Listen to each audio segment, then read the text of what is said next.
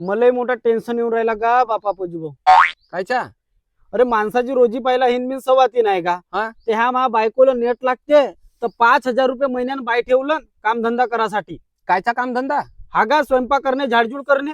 तर वहिनी कुठे जाते मग? बापा ते मोठा महान काम करते. कोणता का? दिवसभर सिरियली पाहते. अरे म्हणून तिच्या बाई टेन्शन येऊन राहिला मला. तू भैया होस, समजलास का? होस तुझ्या जागी राहतो मी तर कवडीचा टेन्शन नसतं घेतलं. अरे 1 महिना कामावर जाणं बंद कर. हा? समजलास? बिलकुल हो.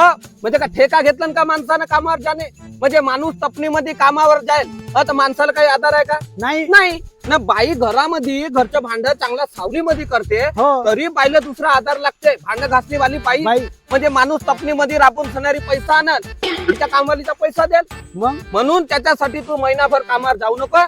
तुझ्या खिशामध्ये पैसा राहे नाही म्हणजे ते वहिनी तुझ्या खिशातला पैसा नेल कसा? मग आणि त्या कामवाल्या बाईला देल कसा? हो म्हणजे ते वहिनी मग चिनबिन होऊन जाईल ना. कामवाल्या बाईला बंद करल आणि पुरा भांड धुना स्वयंपाक आणि सप्पा काम आपणच करल.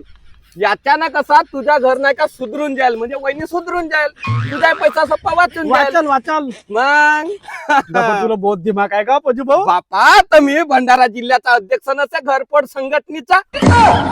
आयो मा.